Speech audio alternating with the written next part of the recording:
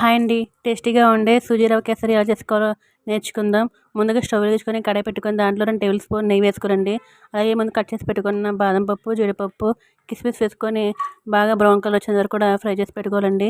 అవి తీసేసి అదే కడాయిలో 1 కప్పు సూజీ రవ్వ వేసుకొని వేయించుకోవాలండి. బ్రౌన్ కలర్ వచ్చేంత వరకు కూడా వేయించుకున్న తర్వాత వేరే గిన్నెలో 2 కప్పులు వాటర్ వేసుకోవాలండి. వేసుకొని ఆ వాటర్ బాగా మరిగిన తర్వాత వేయించి పెట్టుకున్న ఈ సూజీ రవ్వలో వాటర్ని వేసుకోవాలండి. వేసుకొని ఉండలు లేకుండా కలుపుకోవాలండి.